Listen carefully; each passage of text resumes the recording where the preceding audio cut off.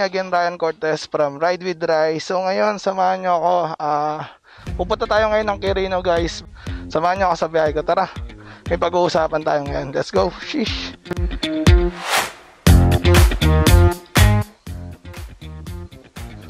Bali guys, napainit ko na pala siya guys, kaya ready to go na ako.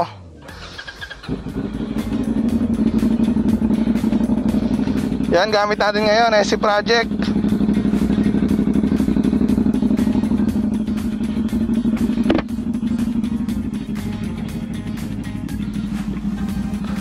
Tara guys, let's go.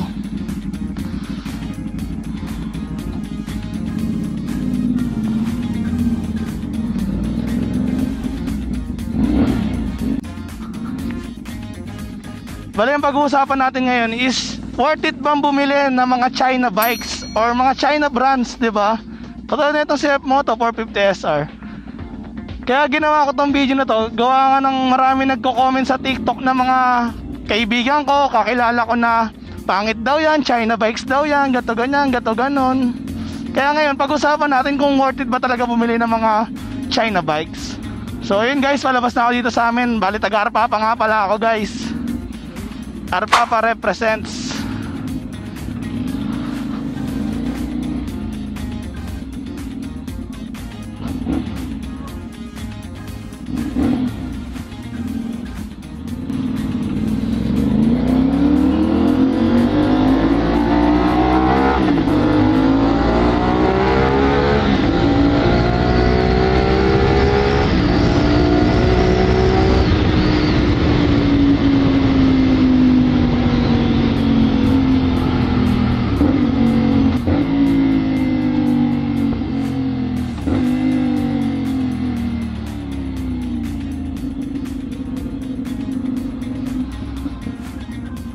So kayo ba guys, sa tingin nyo ba worth it bang bumili ng mga China bikes like CF Moto, KTM, tsaka yung mga iba pang brands, di ba? Para sa akin worth it siya dahil sa price range niya na mas cheap kumpara dun sa mga European, sa Japanese, di ba? Pero saan reliable naman yung mga CF Moto eh. Sa mata lang ng mga inggit, kaya nila nasasabi na mabilis masira, gato ganyan, gato ganon. Pero para sa akin, sa may gumagamit pa rin yan eh. Kumaga nasa driver pa rin yan kung paano mo alagaan yung alaga mo, di ba? Kung balasubas ka gumamit, mabilis talaga masira yan. Kung di mo mini-maintenance, mabilis talaga masira yan. Pero kung pag mahal mo yan, kahit China bikes pa yan, tatagal at tatagal sa'yo yan. May nagko-comment nga doon sa TikTok ko, sabi 8 years na daw yung Rusi niya, buhay na buhay pa, di ba?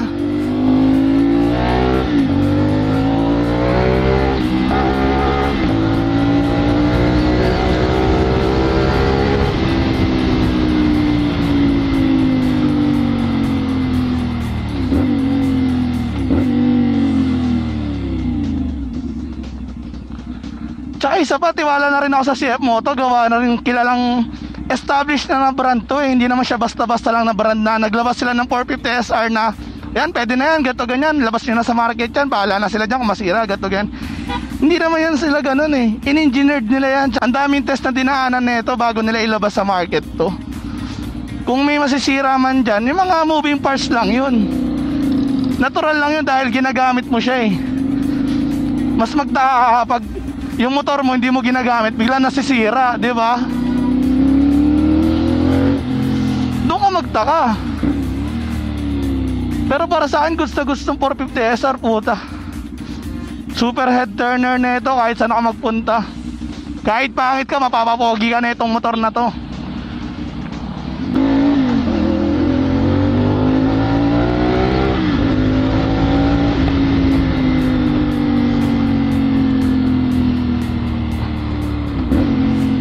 Kaya yun, shoutout sa mga hater ng CF Moto, tsaka ng mga ibang mga China bikes. Shoutout sa inyo. Keep hating lang. Wala naman kami magagawa sa inyo, wala naman kami control sa inyo eh. Kung ngayon yun sa tingin nyo, wala kami magagawa. Ayun yung opinion nyo, nire-respeto naman namin yun eh. Pero para sa akin, respetuhan lang sana. Gawa nga ng isa lang naman tayo eh, isang riding community lang naman tayo eh. Tayo lang rin naman magkikita-kita sa daan eh. Kaya dapat respeto lang yan, mapa small CC or higher CC man yan, respetuhan lang. Kasi ano masasabi mo sa CF Moto? Kapartner niya ng KTM, o di ba? Makipag-partner ba yung KTM sa CF Moto kung bali-bali wala lang sila gumawa, di ba? Tsaka kilala ang CF Moto sa paggawa ng mga ATV, guys. Doon sila pinaka-special nila talaga. Itong 450 SR kahit bago lang sa market to, hindi nila ilalabas ng basta-basta lang to. Pinag-aralan nila yan bago nila ilabas yan. Ako sa tagal-tagal ko nang hawak to si Victoria, wala pa naman ako nagiging major na problem sa kanya As in wala talaga. Reklamo ng OBR ko meron pa, pero sabi mo sa performance wala. Goods na goods. Dito pala guys, nandito tayo sa Yuseco Street. Bali samahan nyo ako, pupunta akong Quirino ngayon sa office ng misis ko. Dadala ko siya ng pagkain. Tara guys, samahan nyo ako.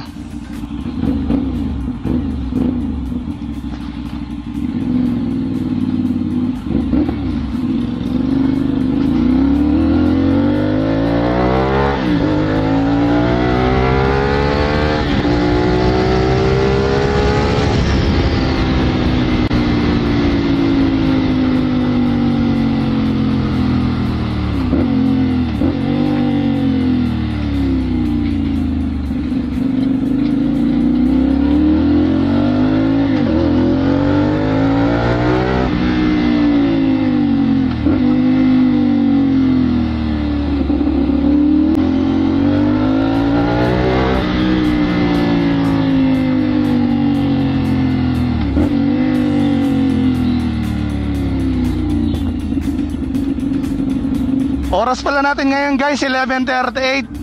Walang kainit-init, sarap bumiyahe. Super sarap bumiyahe guys ang gantong oras. Nakalimutan ko pa yung gloves ko. Sheesh, grabe init.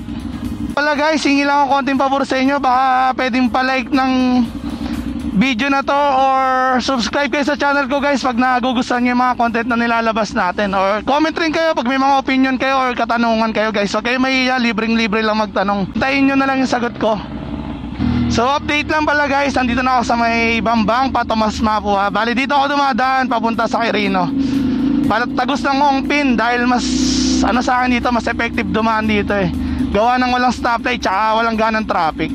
Kung ma-traffic man, saglit lang pero hindi siya nagtatagal. Di katulad sa Divisoria tsaka sa ilalim ng LRT.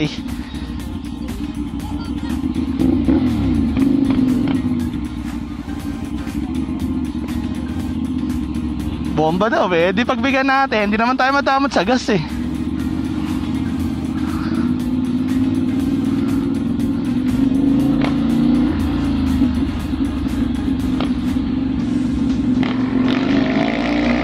Pagdating sa mga ganun guys, di ako nagdadamot. Gawa rin napagdamutan na ako dati Kaya bit ko paparamdam sa kanila yung naramdaman ko dati, which is hindi ko rin naman masisisi yung mga hindi ako pinagbigyan, di ba? Baka malay mo nagtitipid din sila sa gas, o kaya ayaw lang rin nila mag-ingay. Iba-iba naman tayo ng aspeto sa buhay ako mapagbigay ako, patola ako Kaya shoutout sa inyo sa mga nagpapabomba dyan. Magpabomba lang kayo, walang bayad dyan guys. So ayun, balik tayo sa pinag-uusapan natin guys, yung CF Moto. Ulitin ko lang, super established na ng brand dyan. Marami nang nagtitiwala dyan sa CF Moto. Example ko na lang yung yung NK400, di ba? Sikat na sikat sa Pilipinas yun gawa nga ng cheap siya, affordable, tsaka ang ganda na rin ang tunog niya para sa inline to na 400cc, di ba? Tsaka yung price range niya, avail na avail talaga na lahat ng Pilipino. Pag gusto mong magkaroon ng expressway legal na bike, CF Moto ka, NK400, pasok na pasok sa budget natin. Bali share ko lang pala sa inyo guys, yung NK400, naging choice ko rin siya dati nung hindi pa lumalabas ng 450SR. Bali nasa kasa ako noon, kasama ko yung mga magulang ko noon, tumitingin ako ng ang tamang window shopping lang, tamang tingin-tingin lang. Sakto may isang agent doon, ang pangalan niya is Gerald, si Kuya Gerald, shoutout sa'yo sir. Dahil sa'yo nagkaroon ako ng 450 SR. Kaya ano, shoutout sa'yo, Lodi. Siya nag-introduce sa akin dito sa 450 SR guys. Sinabi niya sa akin kahit wala pa dito sa Pilipinas na may lalabas nga daw na bago silang model. Tapos sinabi niya yung pangalan. Tapos so nag-research ako, tapos tinignan ko. Nakita ko ang ganda ng looks, ang ganda lahat. Na-inlove talaga ako sa kanya. Parang ano, parang nanliligaw ka, tinamaan ka talaga. Na-love at first sight ako sa kanya. Ganun yung pakiramdam ko. Kaya ngayon ito, tinan mo, ingat na ingat ko si Victoria guys.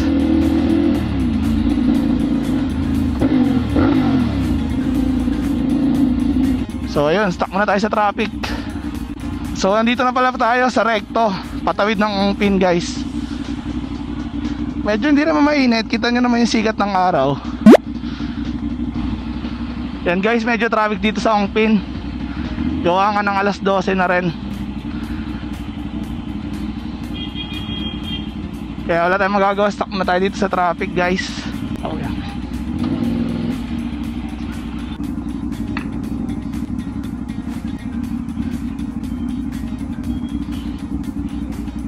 Panoorin nyo na lang yan dyan boss. Thank you, thank you.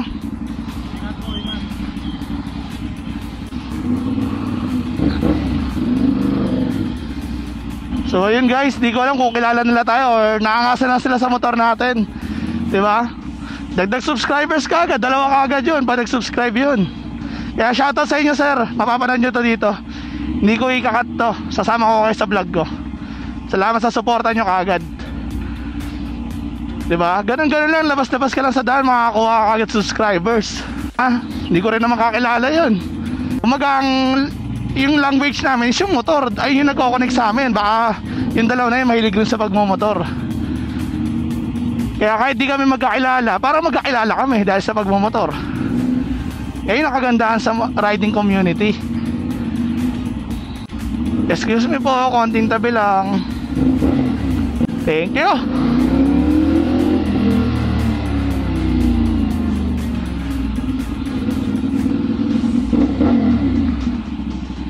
So bali ayun guys, balik ulit tayo sa pinag-uusapan natin. Nawawala tuloy tayo. Hindi porket China bikes is ano na, madali masira. Ganun kasi yung mindset ng Pilipino eh, na pag China bikes yung motor mo o gawa sa China yung motor mo, ang unang pumapasok sa isip nila, mabilis masira yan. Mali guys. Yung China bikes, yung mga China brands na yan, ano lang sila, mas cheap lang yung mga parts nila. Pero hindi madali masira yun. Hindi naman lahat ng gawa sa China mabilis na masira eh. Nasa pag-iingat pa rin ng rider yan guys. Nasa pag-iingat pa rin natin yan. Ayun nga, tulad na sinabi ko sa inyo, kung di kayo marunong mag-alaga ng motor nyo, wala talaga, hindi talaga tatagal yan. Magiging sirain talaga yan. Kumaga, nasa kapabayaan nyo na yun, wala na sa motor yun. Yung motor bagay lang yan, hindi naman gumagalaw eh. Ikaw ang gagalaw dyan para maging maayos siya, ma-maintain mo siya ng in good running condition siya, di ba? So yun lang guys, okay, matatakot bumili ng mga China bikes, lalo na sa mga magaganda yung review. Diba? Tulad si Idol Joe Moto, diba? Nireview niya itong 450 SR, ang ganda ng feedback niya, diba? So yun lang guys, huwag kayo maniwala sa mga sabi-sabi at maganda masubukan nyo rin. Tulad niya, kami, nag-take risk kami para sa 450 SR na to kahit bago siya sa market. Ayun, hindi naman kami binigo, super ganda niya. Super ayos ang performance niya, lahat, wala akong masabi. Super solid na ito, promise. Tara.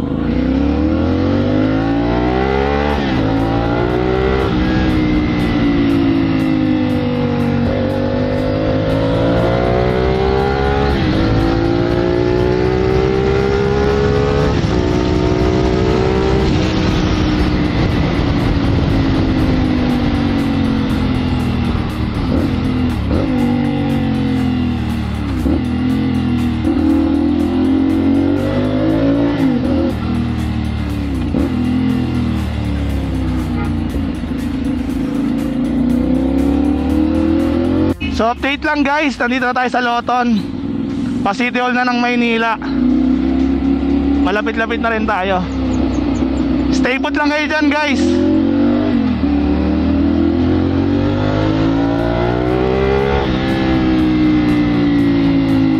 Di ba? Tunog pa lang, panalo na guys. Kaya ba't kayo magdadalawang isip sa 450 SR o sa mga ibang China bikes? Piliin nyo yung mga nararapat sa riding style nyo. Di yung maniwala kayo sa sabi ni ganto, sabi ni ganyan, sabi ni Poncio Pilato ganto. Di ba? Mas maganda masubukan nyo bago kayo magsabi-sabi. O kaya makinig kayo sa may mga meron talaga, mga eksperyensado talaga.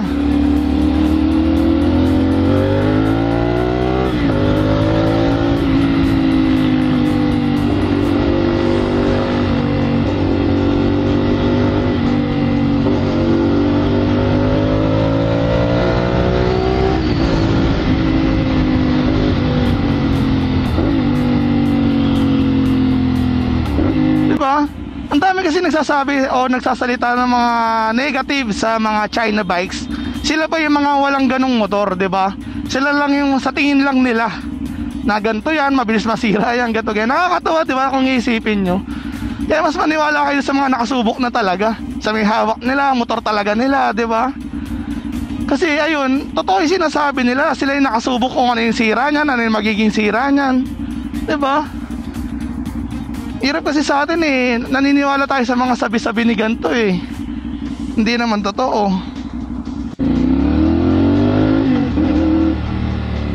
Kaya yun lang masasabi ko sa inyo guys. Okay, magdadalawang isip na bumili ng mga China bikes. O kung may budget naman kayo, go for the Japanese or the mga European na bikes, diba? Italian bikes.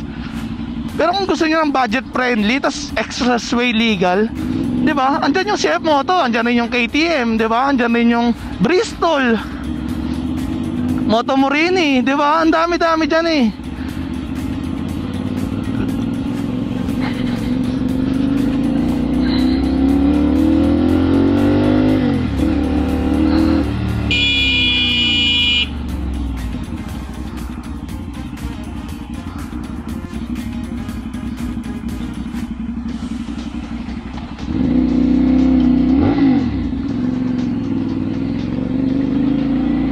Ay, Diyos ko Lord, ba't naman ganon? Mali na pinasukan mo, gusto mo ikaw pa mauna. Grabe talaga. Yung ingat na ingat ka sa isang bagay, tapos sisirain lang ng iba. Okay na yun, at least nagsorry sila ate, tsaka yung driver. Grabe. Hindi ako na kinakabahan sa mga ganon, naiinis ako sa mga ganon driver, kamote. Ah, may wire.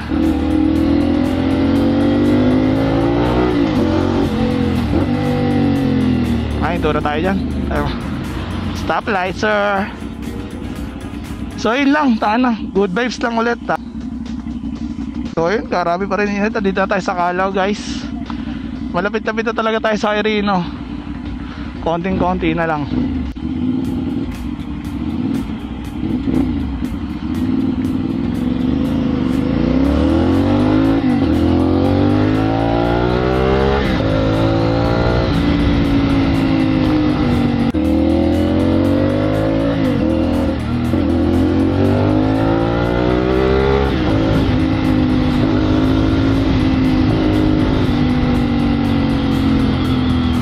Dun.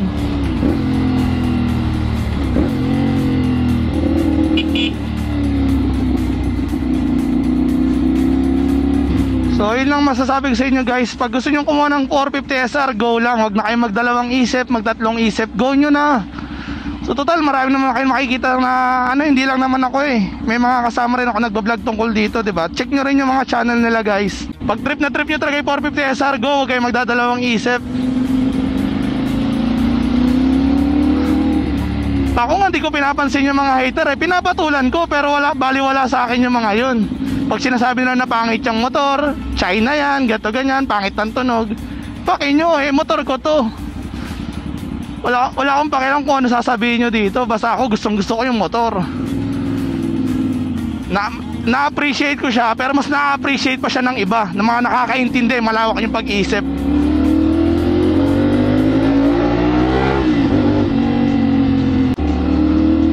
Kasi sa totoo lang, mahirap talaga makipagtalo sa mga hater, di ba?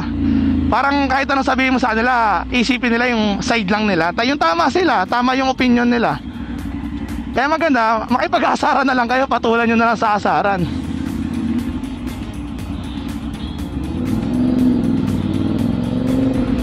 Ang lamig.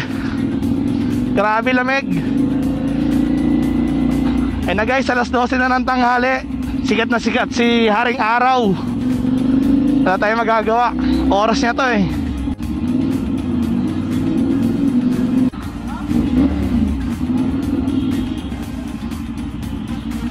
Ayun na yung Robinson Manila. Konting tagos na lang. Ayun na, rough road na.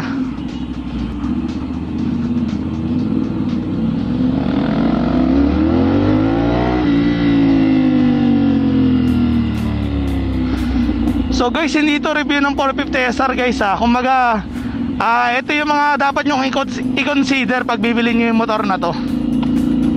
Ito yung mga dapat nyong pakinggan na bago kayo bumili ng mga China bikes or China brands, di ba? Okay, magdalawang isip, go lang guys. May mga slight na issue pero kaya naman mga basic fix lang rin naman sa kanila yan. Lahat naman ng problema may solusyon eh. Yun nga lang, pag iniwa ka talaga ng jowa mo tas ayaw na sa'yo, ayun talaga, mahirap ng solusyonan. Di ko na rin pala alam ang solusyon doon kapag ganun na yun ang problema mo. Mas mahirap rin naman siguro kung yung problema ng iba is poproblemahin mo pa, di ba? Mahirap talaga yun. So ayun na guys, malapit na tayo sa per shipping.